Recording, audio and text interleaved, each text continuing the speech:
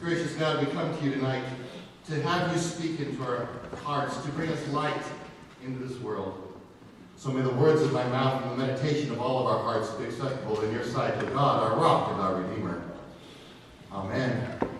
In 1818, a roving band of actors was performing in towns throughout the Austrian Alps.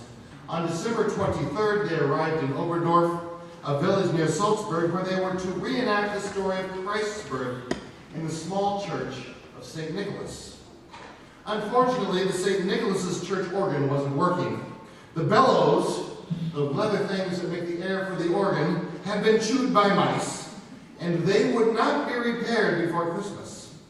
Because the church organ was out of commission, the actors presented their Christmas play in a private home. That Christmas presentation of the events of the first chapters of Matthew and Luke put Pastor Joseph Moore in a meditative mood. Instead of walking straight home to his house that night, Moore took a much longer way home. The longer path took him up on a hill overlooking the village. From the hilltop, Moore looked down on the peaceful, snow-covered village. Reveling in the majestic silence of the winter night, Moore gazed down at the glowing Christmas card-like scene. His thoughts about that Christmas play he had just seen made him remember a poem that he had written a couple of years before. That poem was about the night when angels announced the birth of the long-awaited Messiah to shepherds on a hillside. Moore decided those words might make a good carol for his congregation. So for the following evening of the Christmas Eve service. The only problem was he didn't have any music to which the poem could be sung. So the next day, Christmas Eve morning, Moore went to see the church organist, Franz Gruber. Gruber had only a few hours to come up with a melody that could be sung with a guitar. However, by that evening, Gruber had managed to compose a musical setting for the poem. It no longer mattered to Moore and Gruber that the church organ was inoperable. They now had a Christmas carol that could be sung without that organ. On Christmas Eve, the little Obendorf congregation heard Gruber and Moore sing their new composition to the accompaniment of Gruber's guitar. Weeks later, well-known organ builder Karl Maurocker arrived in Obendorf to fix the organ in the St. Nicholas Church. When Maurocker finished, he stepped back to let Gruber test the instrument. Gruber sat down. His fingers began playing the simple melody he had written for Moore's Christmas poem. Deeply impressed, Maurocker took copies of the music and the words of Silent Night back to his own alpine village, Kopfing. There, two well-known families of singers, the Rainiers and the Strassers, heard it, captivated by Silent Night. Both groups put the new song into their Christmas season repertoire. The Strasser sisters spread the carol across Northern Europe. In 1834, they performed Silent Night for King Frederick William IV of Prussia, and he ordered his cathedral choir to sing it every Christmas Eve. 20 years after Silent Night was written, the Rainiers brought the song to the United States, singing it in German at the Alexander Hamilton Monument located outside New York City's Trinity Church. In 1863, nearly 50 years after first being sung in German, Silent Night was translated into English, either by Jane Campbell or John Young, we're not sure. And 8 years later, that English version made its way into print in Charles Hutchins' Sunday School Hymnal. Today, the words of Silent Night are sung in more than 300 different languages around the world. One of the most famous stories about this beloved hymn took place in World War I in 1914, just 4 years short of its carol's 100th anniversary. British and German soldiers on the front line called a truce on that Christmas day.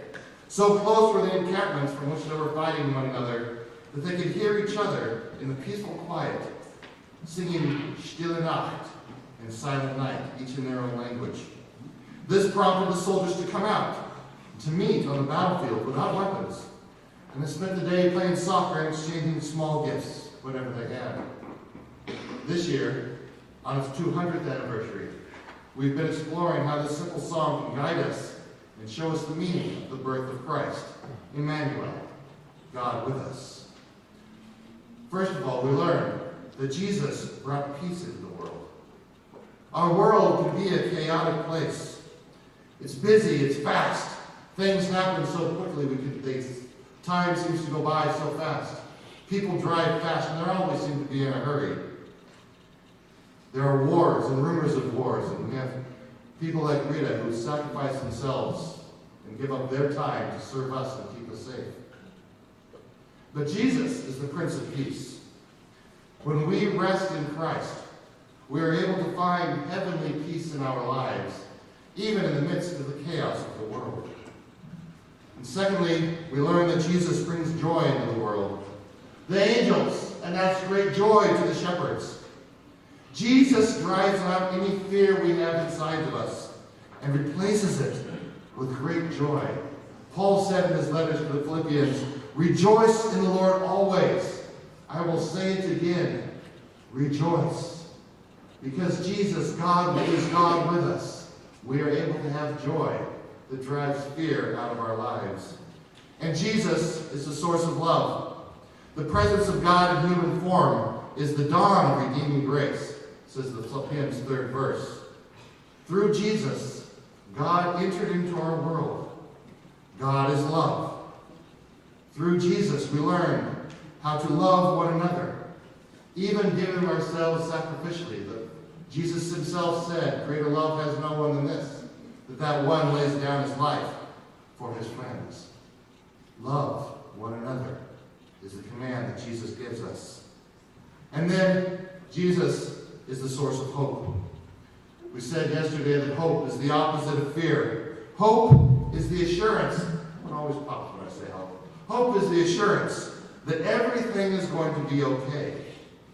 And hope brings light into dark places. And tonight, we lit the Christ candle. Thanks, Millie. Tonight, we lit the Christ candle. Jesus is the source of light in the world. We've been adding flames each week to our candelabra, to our Advent wreath. Tonight, we lit the vital candle. This story that Amy read for us, this story of long ago, is not only about angels and shepherds, a mother and her newborn baby. It's also about us.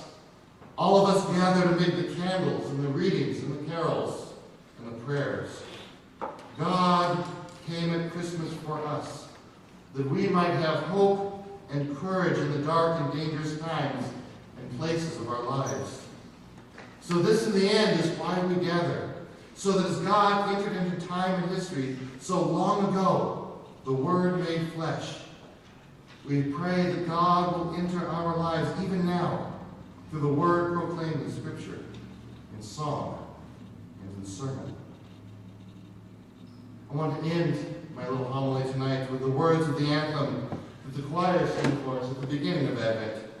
I think its words are pretty powerful and pretty meaningful. It's the season of the year we come to celebrate. In all our ways, from different paths we come to be. Yet when we look around us, we see divisions everywhere. Even friends and families can't seem to agree. There are empty chairs for a song around the table now. Loved ones gone, others just can't find their way. But we lift our hopeful eyes with open hearts and soul and mind, in whatever way we know you, and however we might pray. We need a silent night in here. We need your presence to come near. Give us the hope we need and the peace we seek.